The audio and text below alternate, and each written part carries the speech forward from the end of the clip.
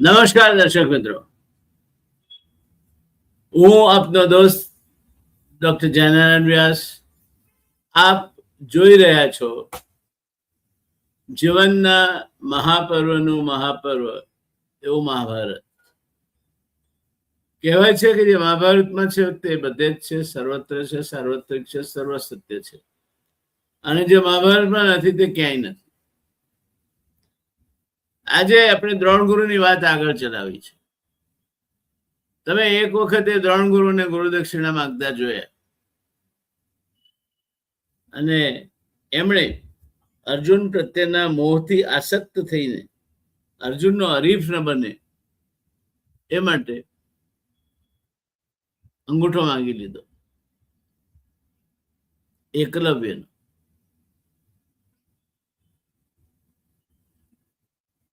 આજે ફરી એકવાર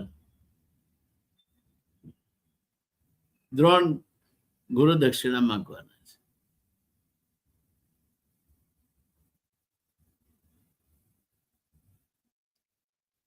અને પૂર્વ ભૂમિકામાં એક વાક્ય સતત આપણા મગજમાં ગૂંજતું હોવું જોઈએ કે એક સમયે વિદ્યાર્થી અવસ્થામાં દ્રુપદે દ્રોણને વચન આપ્યું હતું કે હું રાજા બનીશ ત્યારે મારું અડધું રાજ્ય તારું હશે. એ જ દ્રોણનું દ્રુપદે અપમાન કર્યું હતું પોતાની સભામાં, અને કહ્યું તું મિત્રતા સમાન લોકો વચ્ચે જ હોય, તું એક યાચક છે, હું રાજા છું. અને એ જ સમયે દ્રોણે મનોમન એક નિશ્ચય કર્યો હતો કે એક દિવસ હું દ્રુપદના અભિમાનને જરૂર તોડીશ. આજની વાર્તા આ બનાવોની આસપાસ ગુમરાય છે. મિત્રો, તમે જાણો છો કે કૌરવો અને પાંડવોનું શિક્ષણ પૂરું થઈ ગયું છે.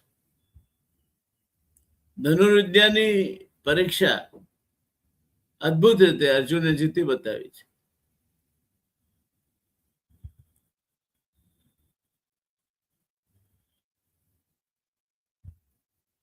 હવે વિદાયનો વખત આવી ગયો, ત્યારે બધા રાજકુમારો ગુરુ વંદના કરવા માટે ગુરુ દ્રોણ સમક્ષ ઉપસ્થિત થાય.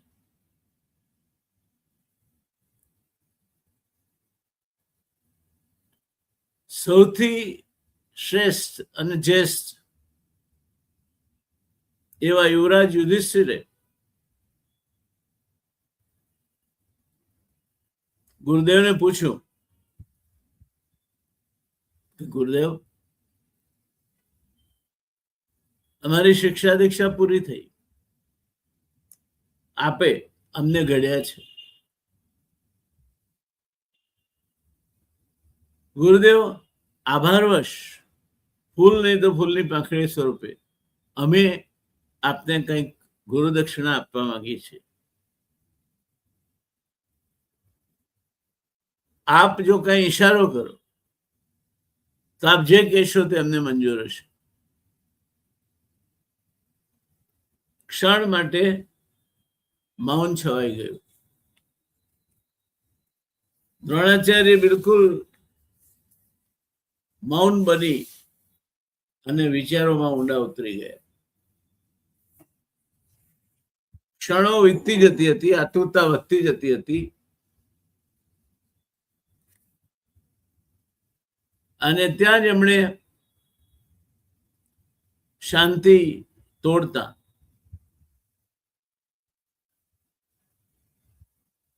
કહ્યું, મને ધન નથી જોઈતું, મને સોનું નથી જોઈતું, મારી ગુરુ દક્ષિણા માત્ર ને માત્ર એક જ છે.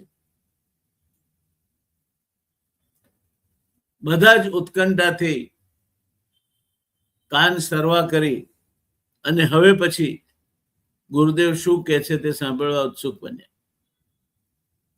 દ્રોણે ધીર ગંભીર અવાજે કહ્યું, પાંચાલના રાજા દ્રુપદને જીવતા પકડી મારી સમક્ષ હાજર કરો. આ સમય બધા રાજકુમારો આશ્ચર્યચકિત થઈ ગયા. ગુરુ દક્ષિણાના નામે એક રાજાને કેદ કરીને લાવવાનો આદેશ. પરંતુ ગુરુની આજ્ઞા સર્વોપરી હતી. યુધિષ્ઠિરના વચને બધા જ બંધાઈ ચૂક્યા હતા કે તમે માંગો અમે એક ગમે ત્યાંથી લાવી આપીશું તમને. હવે એક કહેવત છે ગુજરાત કે ઉતાવળા સો બાવરા, ધીરા સો ગંભીર.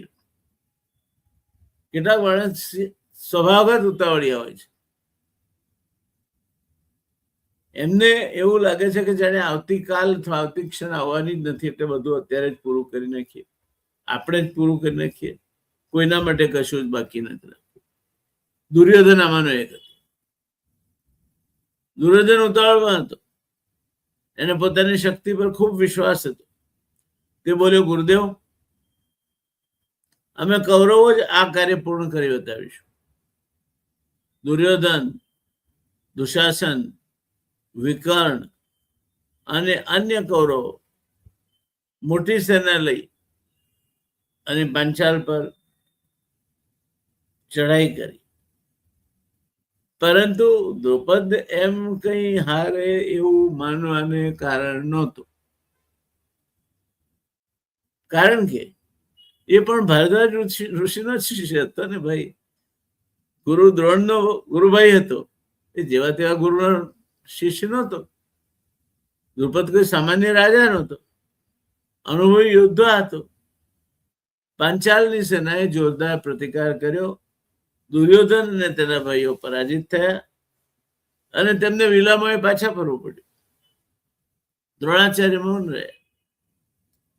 તેમને ખબર હતી કે અતિ ઉત્સાહ અને અહંકારથી યુદ્ધ જીતાતું નથી. દોસ્તો, ફોર ધેટ મેટર કોઈ પણ પરીક્ષા વધુ પડતા આવેગ, આનંદ, ઉત્સાહ કે હળવાશમાં નહીં આપવી જોઈએ. એના માટે પૂરતી ગંભીરતા, ગમે તેવી પરીક્ષા સહેલી હોય. ઘણીવાર 100માંથી 100 માર્ક લાવનાર વિદ્યાર્થી અઘરામાં અઘરું પેપર હોય ત્યારે 100માંથી 100 લાવે છે. પણ જ્યારે પેપર સહેલું નીકળે ત્યારે એ ક્યાંક, જેને અંગ્રેજીમાં સિલી મિસ્ટેક કહે છે, એવું કરીને 2-4 માર્ક ખોઈ બેસે છે. આ હળવાશનું પરિણામ છે. આ વાતને ગંભીરતાથી નહીં લેવાનું પરિણામ છે. આ આશકારાનું પરિણામ છે. દુર્યોધને વાતને હળવાશથી લીધી અને ઉતાવળે એને અંજામ આપ્યો. ઉતાવળા સો બાવરા. અને પછી હારનો સામનો કરવો પડ્યો. સ્વાભાવિક હતું. હવે અર્જુન આગળ આવ્યો. તેણે પોતાના ભાઈઓ સાથે દ્રોણાચાર્યને પ્રણામ કર્યા અને કહ્યું, ગુરુદેવ, હવે અમને આજ્ઞા આપો. અર્જુન ઉતાવળમાં નહોતો. તેણે તે પહેલા દ્રુપદની સેનાની રચના સમજી, કૌરવો કેમ હાર્યા તેનો પણ અભ્યાસ કર્યો. એક ચોક્કસ બોલ ફેંકીને આપણા બોય વન્ડર ક્રિકેટર વૈભવ સૂર્યવંશીને જોફ્રા આર્ચર આઉટ કરે છે અને હંમેશા એના એ બાઉન્સરથી એને પુલ કરવા જતા આઉટ થાય છે, કેચ આપી બેસે છે. આ વ્યૂહરચનાની વાત છે. ગમે તેવા બોલે છગ્ગો ફટકારી દેનાર જગતના ભલભલા બોલરોને પહેલા જ બોલે છક્કો મારીને બાઉન્ડ્રી બહાર મોકલી આપનાર વૈભવ સૂર્યવંશી હમણાં એની આ નબળાઈના કારણે સરળતાથી આઉટ થઈ જાય છે. વ્યૂહરચના એ કોઈ પણ યુદ્ધની જીત કે હારમાં બહુ મોટો ભાગ ભજવે છે. એક કઠિયારે એના દીકરાને સમજ આપતા કહ્યું કે જો દીકરા, આ કુહાડી છે,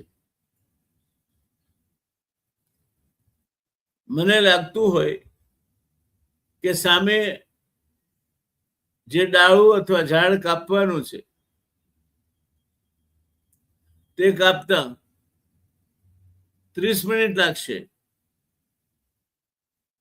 તો હું આ કુહાડીની ધાર કાઢવા પાછળ 60 મિનિટ ખર્ચું છું અને 15 મિનિટમાં ઝાડ કાપી નાખું છું. આ તૈયારીનો અર્થ આવો થાય. અર્જુન ઉતાવળ નહોતો. તે પહેલા દ્રુપદની સેનાની રચના સમજી ચૂક્યો હતો. કૌરવો કેમ હાર્યા તે સમજી શક્યો હતો. આ બધા પરથી બોધ લઈને એને યુદ્ધની વ્યૂહરચના બનાવી. ભીમને મુખ્ય મોરચે આગળ રાખ્યો. નકુલ અને સહદેવને બાજુઓ સંભાળવાનું કહ્યું. યુધિષ્ઠિરે સેનાનું સંકલન જાળવવાનું હતું અને પોતે અર્જુન સીધો દ્રુપદ તરફ આગળ વધ્યો. ભીમે પોતાની ગદાથી પાંચાલની સેનામાં ભારે ખળભળાટ મચાવી દીધો. તે જ સમયે અર્જુને વીજળીની ઝડપે આગળ વધીને દ્રુપદ પર તીરની વર્ષા વરસાવી. દ્રુપદે બહાદુરીથી યુદ્ધ કર્યું. તેણે પણ સામે અનેક બાણ છોડ્યા, પરંતુ અર્જુનની ધનુર્વિદ્યા શ્રેષ્ઠ નીકળી. અર્જુનની ધનુર્વિદ્યા સામે દ્રુપદ ટકી શક્યા નહીં. અર્જુને પહેલા દ્રુપદનું ધનુષ તોડી નાખ્યું, પછી એમના રથના ઘોડાઓને નિષ્ક્રિય કર્યા, રથ ચાલકને દૂર કર્યો અને અંતે દ્રુપદને જીવતા જ પકડી લીધા. અર્જુને દ્રુપદને કોઈ અપમાન કર્યા વિના દ્રોણાચાર્ય સામે રજૂ કર્યા. દોસ્તો, મહાન માણસોની વર્તણૂક પણ એક ગરિમાપૂર્ણ વર્તણૂક છે. પોરસ અને સિકંદરની લડાઈ થઈ. સિકંદરે આપણા પર ચડાઈ કરી હતી. પોરસ બહાદુરીથી લડ્યો, પણ એનું સૈન્ય હાર્યું અને પોરસને બંદીવાન બનાવી સિકંદર સામે લઈ જવામાં આવ્યો. સિકંદરે એને પૂછ્યું કે બોલો, મારે તમારી સાથે શું વ્યવહાર કરો? પોરસનો જવાબ હતો, એક રાજા બીજા રાજા સાથે જે કરે તે. આને ચારિત્ર ઘડતર કહેવાય છે. દ્રુપદ દ્રોણની સામે બંધનાવસ્થામાં ઉભા હતા. દ્રોણાચાર્ય શાંત સ્વરે બોલ્યા, મિત્ર દ્રુપદ, તમે કહ્યું હતું કે મિત્રતા સમાન લોકો વચ્ચે જ હોય. આજે હું વિજેતા છું અને તમે પરાજિત. થોડી ક્ષણ પછી દ્રોણાચાર્ય એક અનોખો નિર્ણય લીધો. તેમણે દ્રુપદનું આખું રાજ્ય ના લીધું. રાજ્યનો ઉત્તર ભાગ પોતે રાખ્યો અને દક્ષિણ ભાગ દ્રુપદને પાછો આપ્યો. એમણે કહ્યું, આજથી ગંગા નદીના ઉત્તર કિનારે મારું રાજ્ય રહેશે, દક્ષિણ કિનારે તારું રાજ્ય રહેશે. પછી કહ્યું, હવે આપણે બંને રાજા છીએ. હું તારી બરોબરીઓ થયો ને, હવે તો આપણે સમાન થયા ને. હવે હું તને મિત્ર કહી શકું ને. આ શબ્દોમાં વિજય પણ હતો અને કટાક્ષ પણ. દ્રુપદ બહારથી શાંત રહ્યા, પરંતુ અંદરથી તેઓ બળીને રાખ થઈ ગયા. તેમણે મનમાં પ્રતિજ્ઞા લીધી કે હું એવો પુત્ર પ્રાપ્ત કરીશ જે દ્રોણાચાર્યનો વધ કરશે. કારણ કે એમને પોતાને ખબર હતી કે દ્રોણના શિષ્યને પોતે હરાવી શકે તેમ નથી.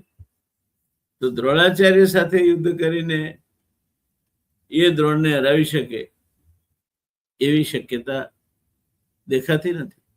માણસ પોતાના બળાબળનું સાચું મૂલ્યાંકન કરે એ બહુ અગત્યનું છે.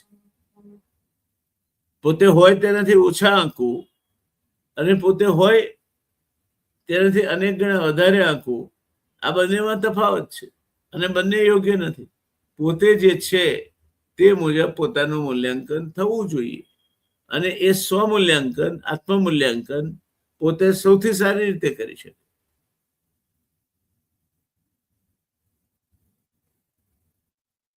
પણ દ્રુપદ આ અપમાન પચાવી શક્યા નહીં. એને એવો પુત્ર જોઈતો હતો કે જે દ્રોણાચાર્યનો વધ કરે, અને આ પ્રતિજ્ઞા માટે એ ગંગા કિનારે ભટકવા લાગ્યા. ઋષિઓના આશ્રમોમાં ફરવા માંડ્યા. ઋષિઓએ કહ્યું કે હા, વેદોમાં વિધિ છે આ પ્રકારનો યજ્ઞ કરવાની, પણ અમે કરાવીશું નહીં, કારણ કે એનાથી અમારા તપોબળનો નાશ થાય. એમ ફરતા ફરતા તેઓ અપયાજ મુનિ અને યાજ મુનિના આશ્રમમાં પહોંચ્યા.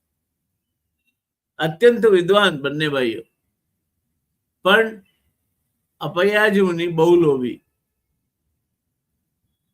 અને એમને દ્રુપદે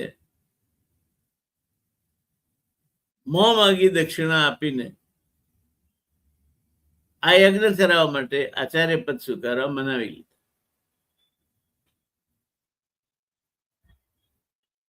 આ યજ્ઞ હવે નિશ્ચિત થઈ ચૂક્યો. યાજ અને અપયાજ એ માટે દ્રુપદના રાજ્યમાં પધાર્યા. આ યજ્ઞની પૂર્ણાહુતિને અંતે જ્યારે દ્રુપદે આહુતિ આપી ત્યારે એ યજ્ઞકુંડમાંથી કવચ, કુંડળ, ધનુષ, બાણ, મુકુટ સાથે એક અત્યંત દિવ્ય કુમાર બહાર આવ્યો.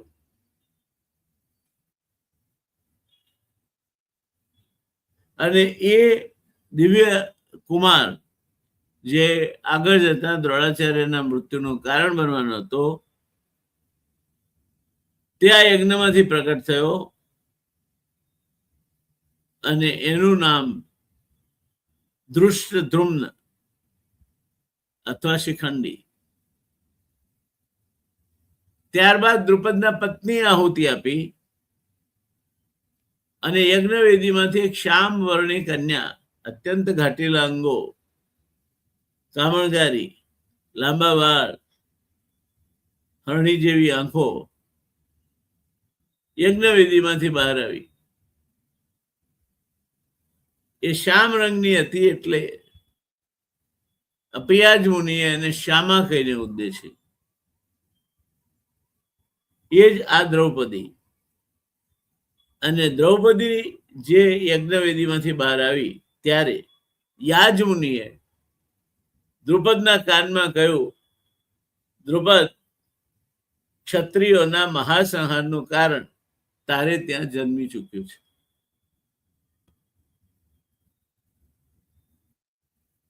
આ એ કેવું પાત્ર હતું દ્રૌપદી કે જેનું અપમાન મહાભારતના યુદ્ધનું તાત્કાલિક કારણ બન્યું.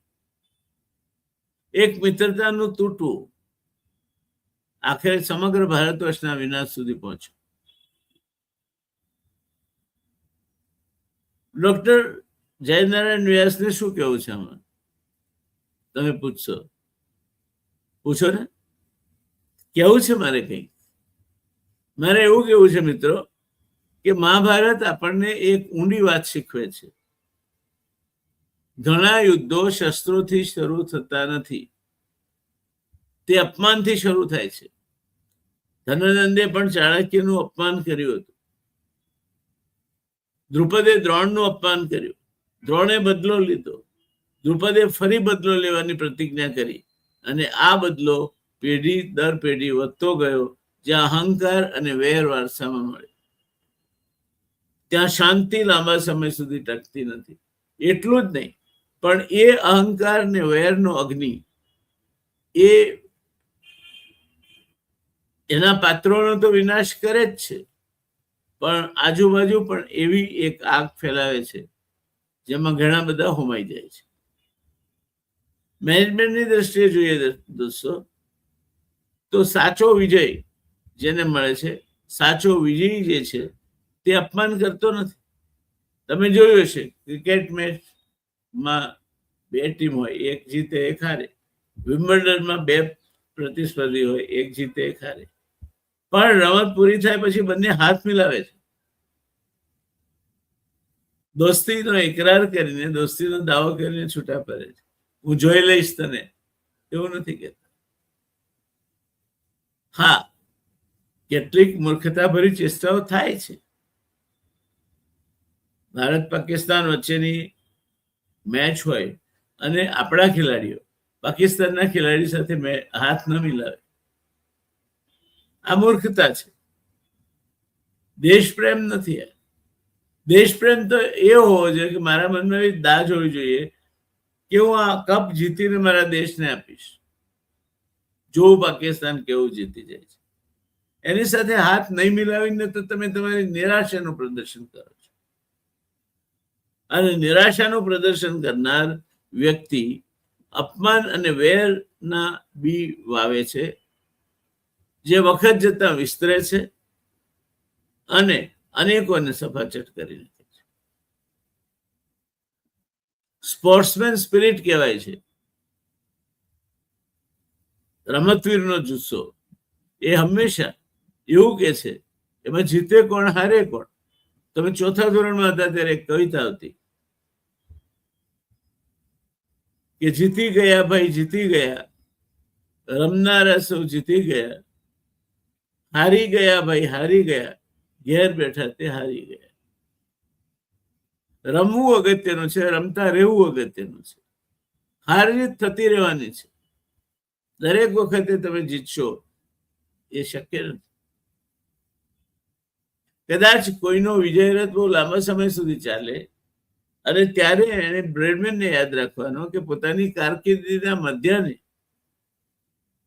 બ્રેડમેન જ્યારે હજુ પણ ઘણી બધી સદીઓ ફટકારી શક્યો હોત, એને પોતાની નિવૃત્તિ જાહેર કરી દીધી. અને એને પત્રકારે પૂછ્યું કે યુ આર ગુડ ઇનફ, હજુ તમારે તો ઘણું બધું રમી શકો એમ છો, ઉંમર કઈ નથી તમારી, શારીરિક રીતે તમે ફિટ છો, તો કેમ તમે નિવૃત્તિ જાહેર કરો છો? ત્યારે એને બહુ સરસ જવાબ આપ્યો. એને કહ્યું કે one should quit when people ask you why rather than when. એનો અર્થ એવો થાય કે કોઈ પણ વ્યક્તિએ કોઈ પણ ક્ષેત્રમાં હોય, એ કુટુંબના વડીલ હોય, ધંધામાં મોભી હોય, સમાજનું નેતૃત્વ કરતા હોય, દેશનું નેતૃત્વ કરતા હોય, કોઈ પણ ક્ષેત્રમાં હોય, તો one should quit when people ask you why. જ્યારે લોકો પૂછે કે ભાઈ શું ઉતાવળ હતી, ચાલુ રહેવું તો ને, rather than when. એના બદલે લોકો સામેથી પૂછવા આવે ક્યારે જાઓ છો તમે, દેશને છોડો, બરબાદ કરી નાખ્યો. આ ડોન બ્રેડમેનની ફિલોસોફી યાદ રાખવા જેવી છે કે one should quit when people ask you why rather than when. કુટુંબમાં પણ બાળકો મોટા થઈને કારભાર સંભાળી દે, એટલે વડીલોએ પોતાના માટે બીજી પ્રવૃત્તિ શોધી કાઢવી જોઈએ. એમને એમનું વિશ્વ, એમને એમનું અલગ વિશ્વ જોઈએ છે. ઉડવા માટે સ્વતંત્રતા જોઈએ છે, એમને ઉડવા.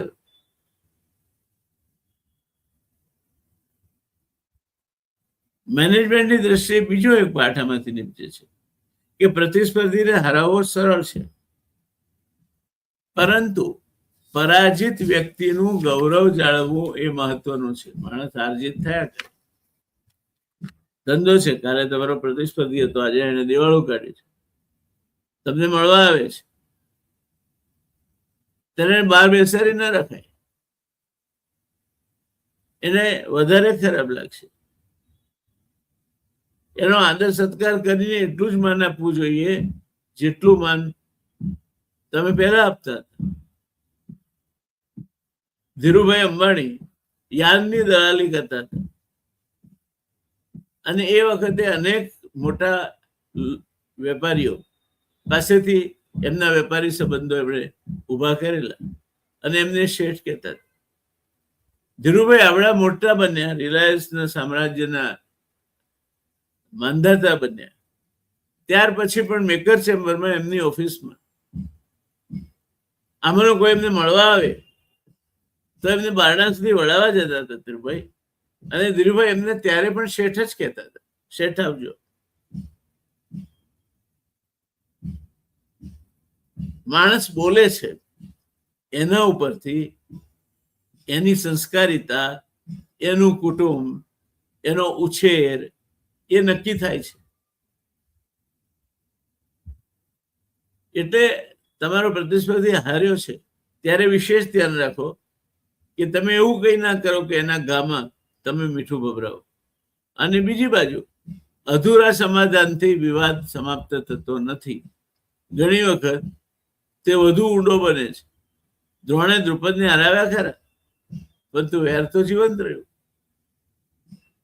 એના કરતા એમણે બીજો કોઈ રસ્તો અપનાવ્યો હોત, એમને બેસાડ્યા હોત, વાત કરી હોત, બધાને કહ્યું કે જાઓ હવે મારે બે મિત્રોને વાત કરવી છે. આ બધી જાહેરમાં વાત કરવાની હતી નહીં. તો એ દ્રોણના મનમાંથી જે કંઈ હતું એ કહી શક્યા હોત, દ્રુપદના મનમાં વાવી શક્યા હોત. અને દ્રુપદ ને દ્રોણ એકલા હોત તો કદાચ દ્રોણે એમ પણ કહ્યું હોત કે તને મારે આ પગલું લેવું પડ્યું, માફ કરજે. પણ આ એક જ રસ્તો હતો, સાચું પુરવાર કરવાનું. આપણે મિત્રો છીએ, મિત્રો રહેવાના છીએ. હું ક્યાં રાજ કરવા આવવાનું તો ભલામણ છે. અહીં હસ્તિનાપુરમાં જ બેઠો બેઠો મને સમય નથી. જલસા કરતું અને કંઈ પણ કામ હોય તો કે છે. આ સાચો રસ્તો છે છૂટા પડવા. તમે જીતો, પણ જીતમાં પણ ગરવાઈ જાળવી રાખો.